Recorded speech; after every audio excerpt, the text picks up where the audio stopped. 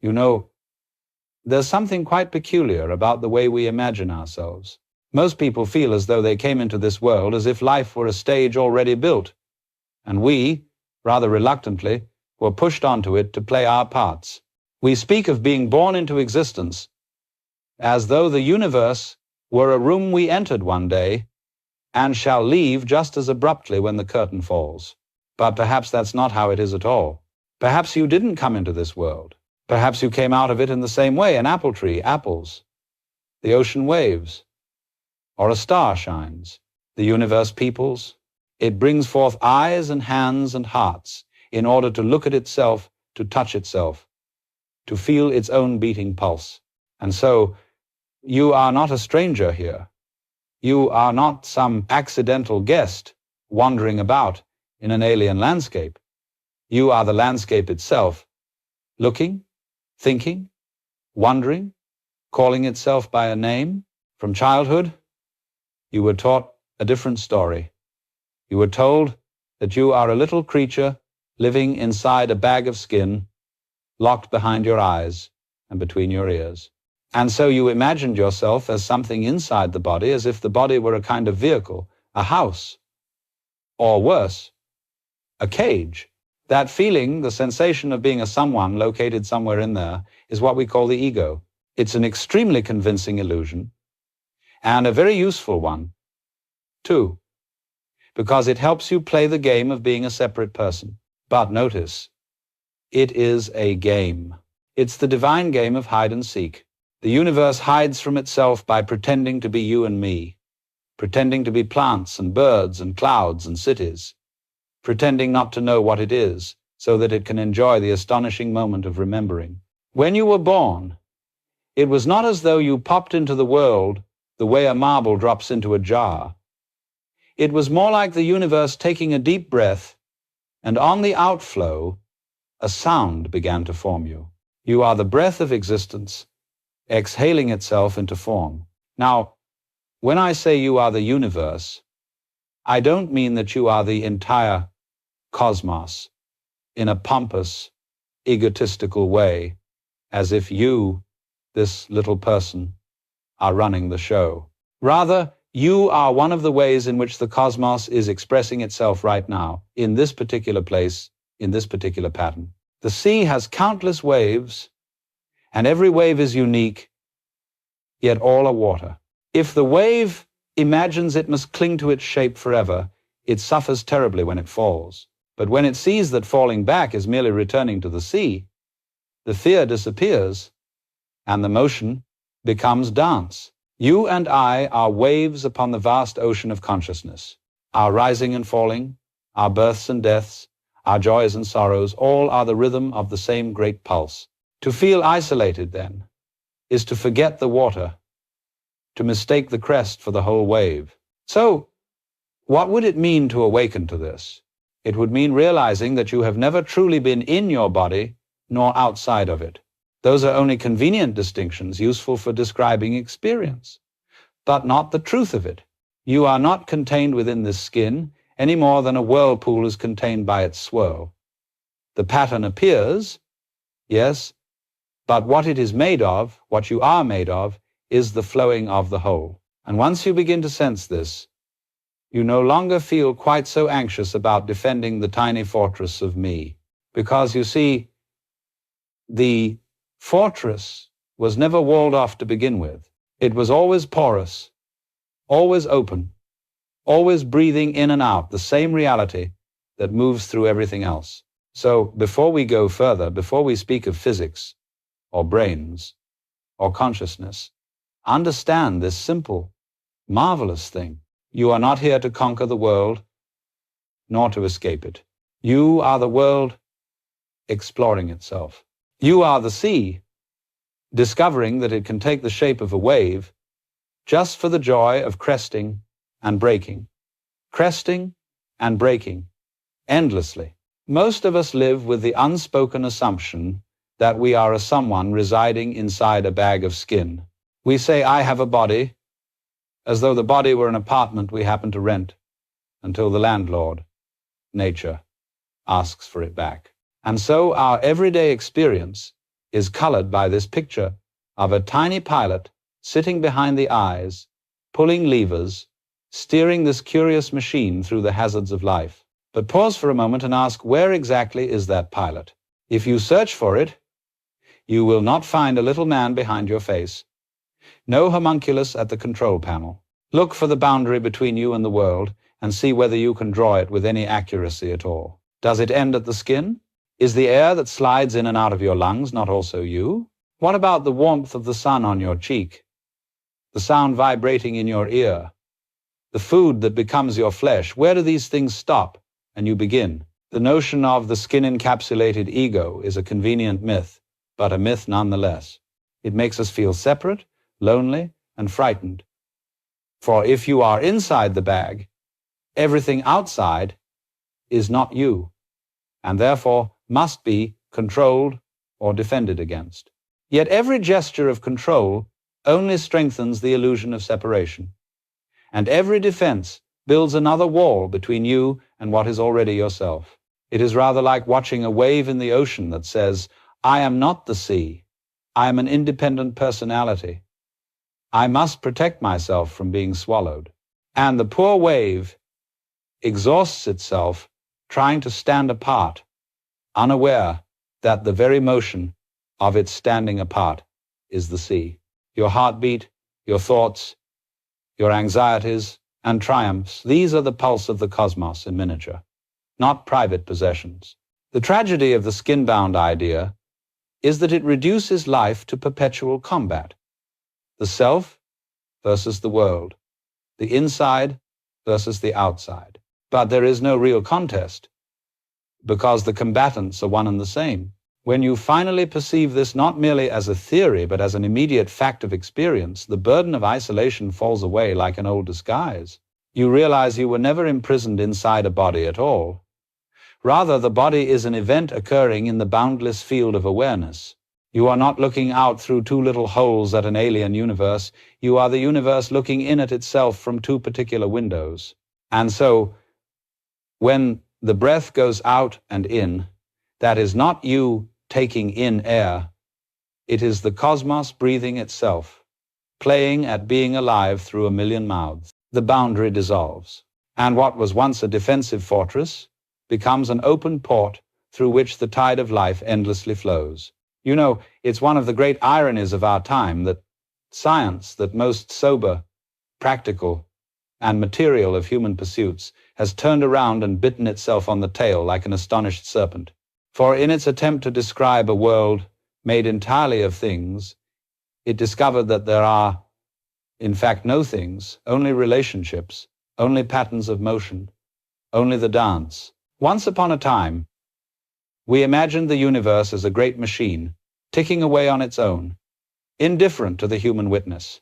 But then, through the peculiar adventures of 20th century physics, the scientists began to notice something very disturbing to their tidy models, that the act of observing was not neutral. It changed the outcome. When they watched electrons, these mischievous little rascals refused to behave like marbles. They danced like waves. Yet, when the same electrons were measured again, they suddenly congealed into definite points, as if shy about being caught in the act. The experimenters could not help but wonder, is the universe playing tricks on us? But perhaps the universe was merely playing with us, for what they found was this: the observer and the observed are not two, but one event. The looker and the looked at arise together, like the two ends of a single stick. You cannot pick up one without the other.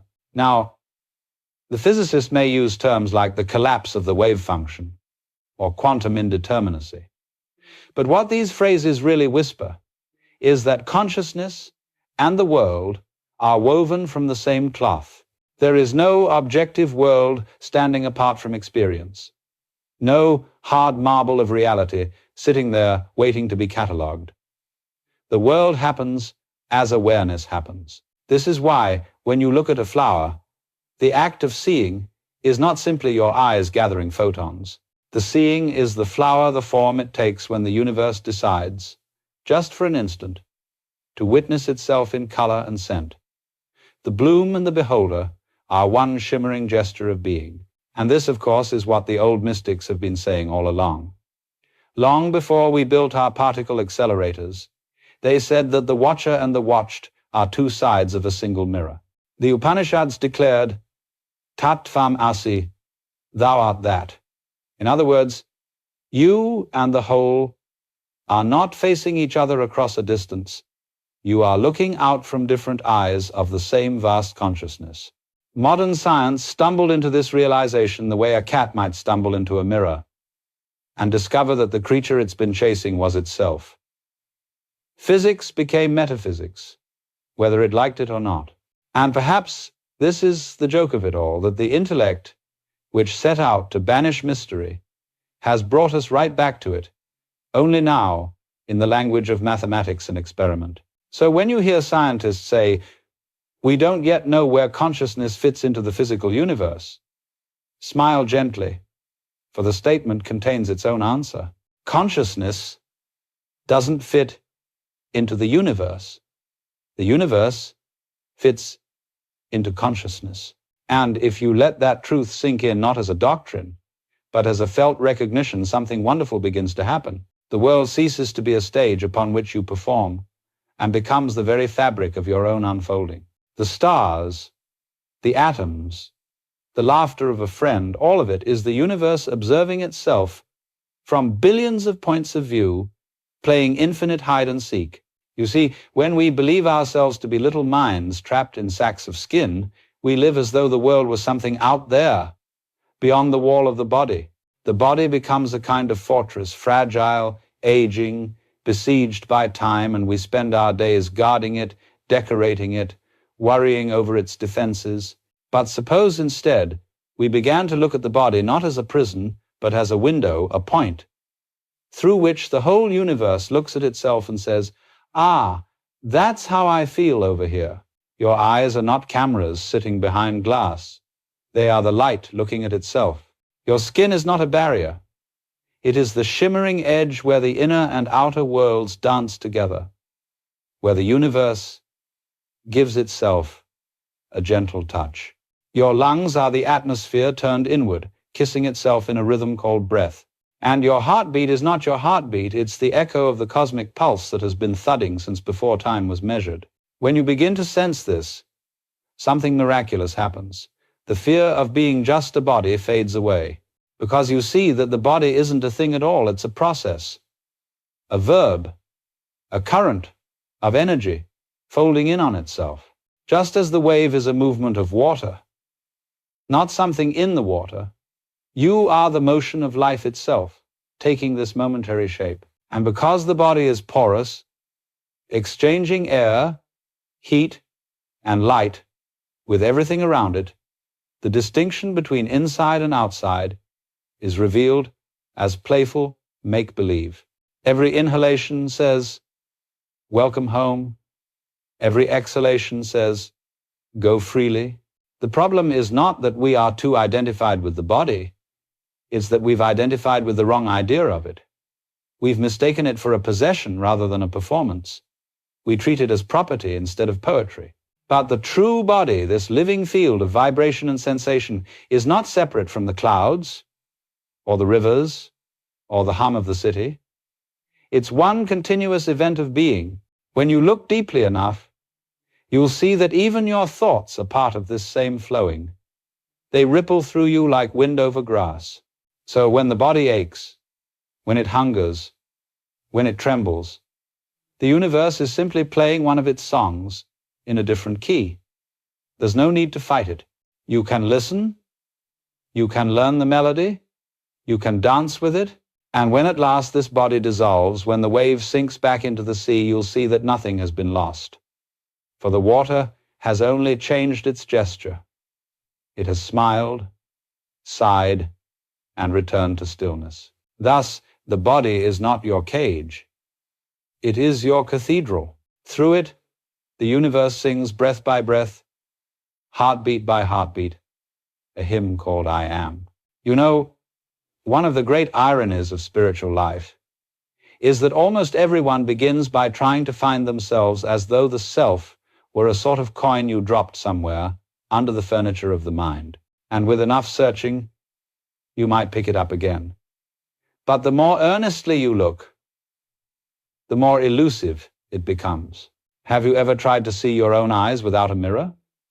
Or to taste your own tongue? You can't. The instrument of perception cannot perceive itself. And yet that's precisely what most of us are trying to do. We say, I must discover who I truly am, not realizing that the one who's searching is the very thing being sought. It's like a dog chasing its own tail, and the faster it runs, the dizzier it gets. You can meditate, pray, study the scriptures, or travel to the ends of the earth. But as long as there's the feeling of a separate I trying to find something, the game continues. The self you are looking for is the one that's looking, and so the very effort to capture it turns it into an object, something apart, something to be grasped. But consciousness cannot grasp itself, any more than a knife can cut itself.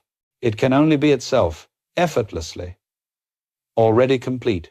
This is why the great mystics and Zen masters say that enlightenment is not a matter of attainment, but of recognition. You suddenly see that what you were seeking has been here all along, quietly watching the search itself. When scientists go looking for the self in the brain, they encounter the same paradox. They dissect, they measure, they scan, but the closer they look, the less they find. There is no tiny homunculus behind the eyes pushing buttons. There are only interactions, processes, waves of electrical activity. The eye is not a thing. It's a function, a happening, a pattern. Language tricks us into thinking otherwise. When we say, I think, it sounds as though there is an entity doing the thinking, like a man inside a workshop, hammering out thoughts, one by one. But actually, thoughts happen all by themselves, like raindrops falling on a pond. They arise and fade, ripple and vanish. The idea that there's a thinker behind them is just another thought, the cleverest one of all. If you really watch, you'll see that everything you call me, your body, your memories, your plans, your worries, is in constant motion.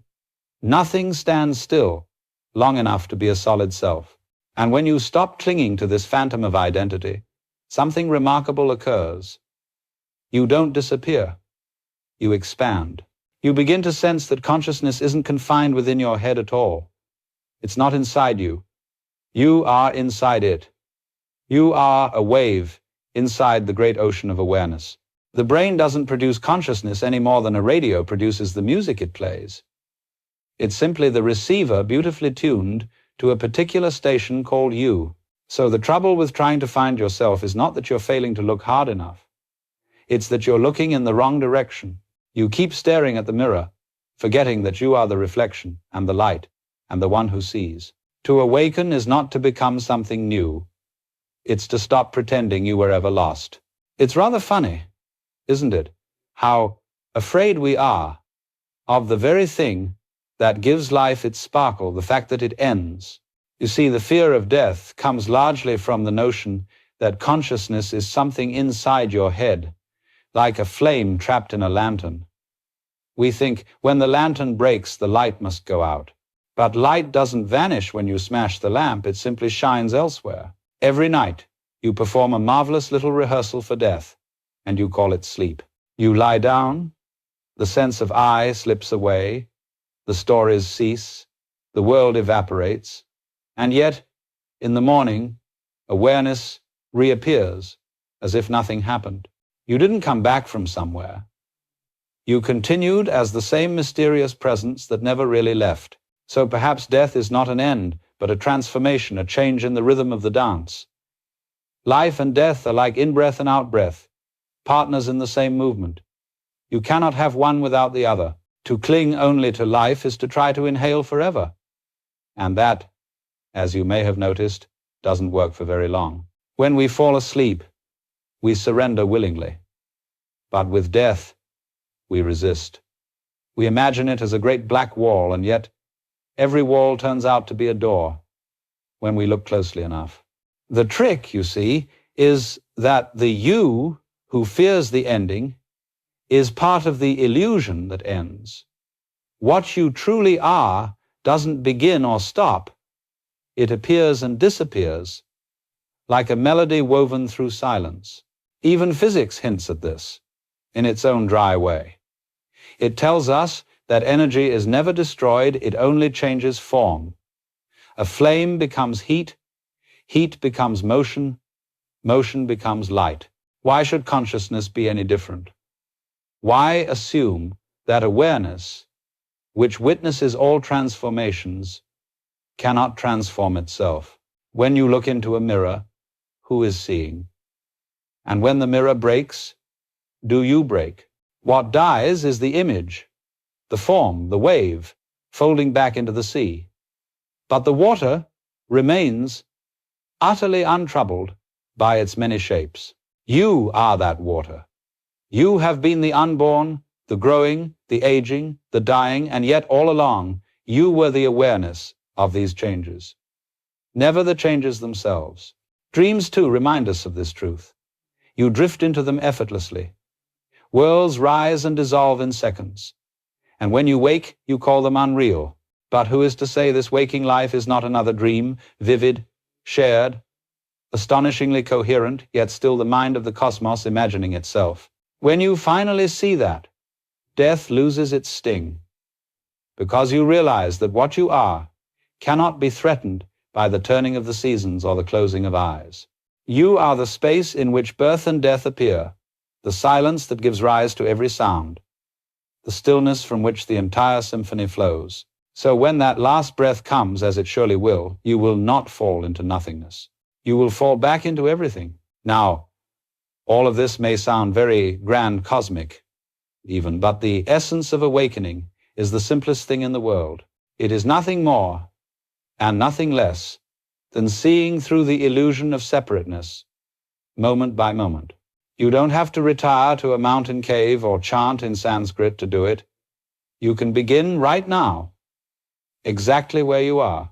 Sit quietly and just notice breathing happens.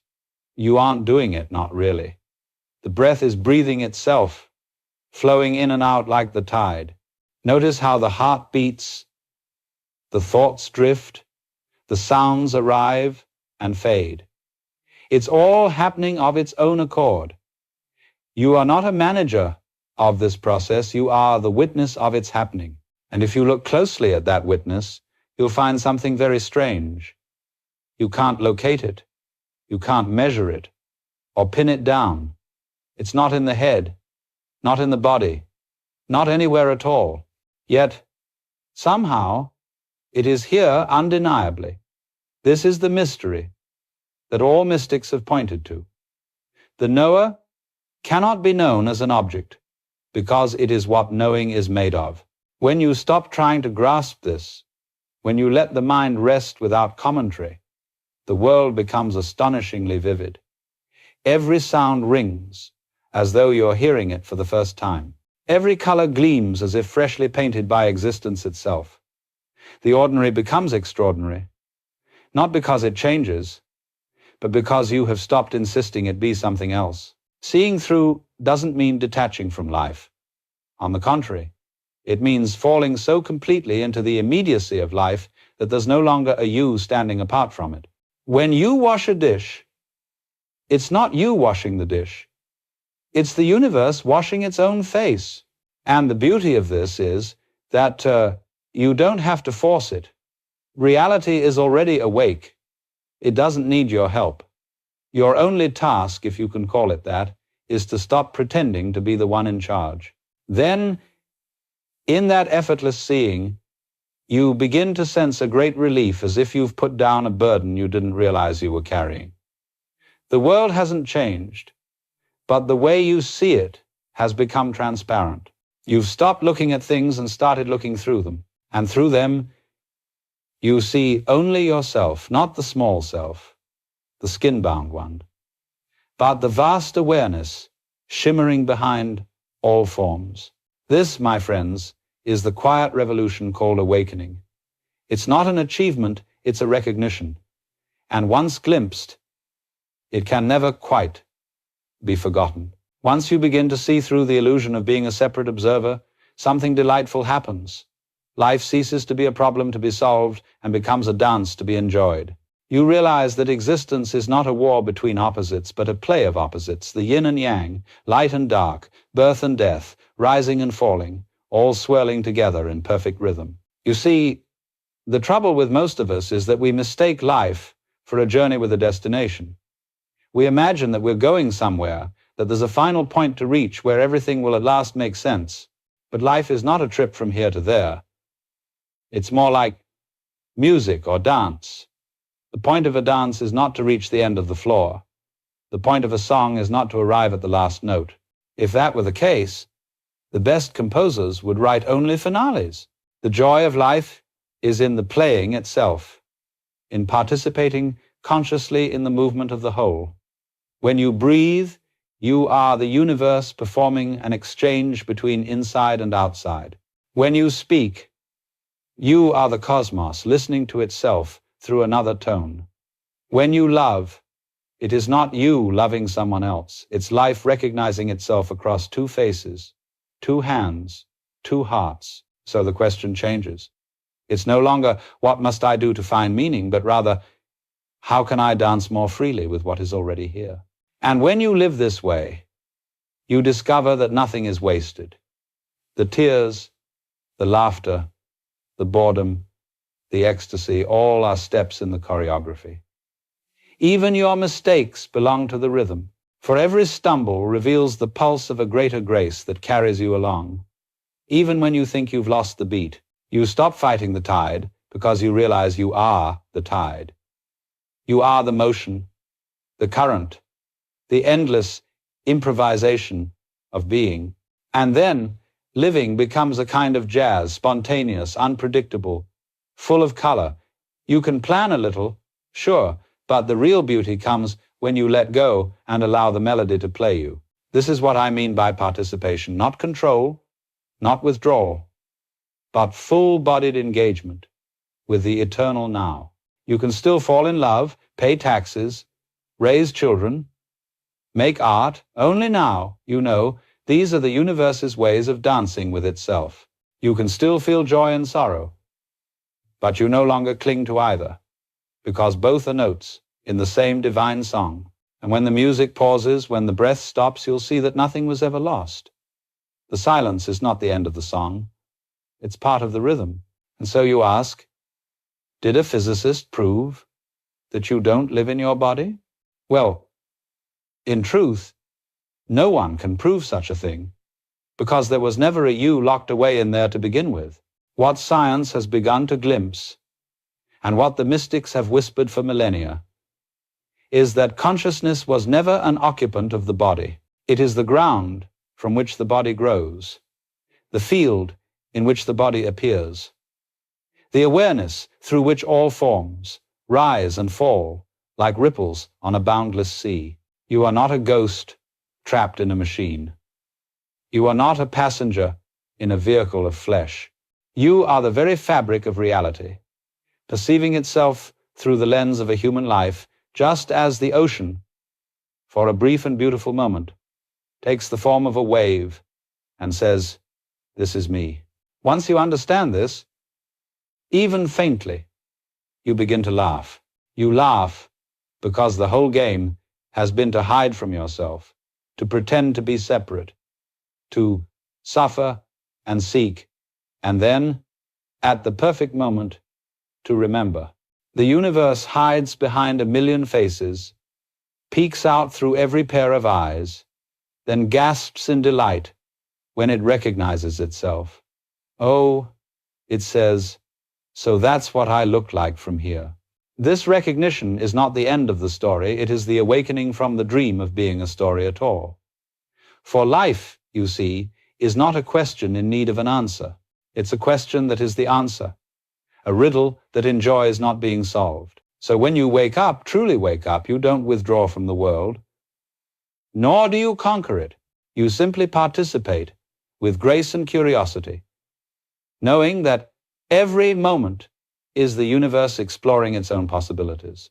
You can laugh and cry, love and lose, succeed and fail, but beneath it all, you sense the same silent presence, the same spaciousness, untouched by the play of opposites. And when this form you call yourself has had its time, when it dissolves back into the mystery from which it came, nothing essential will be lost, because you were never merely the form. You were the ocean all along, wearing the costume of a wave, just long enough to taste the joy of motion. So, if you ask, what becomes of me when I die?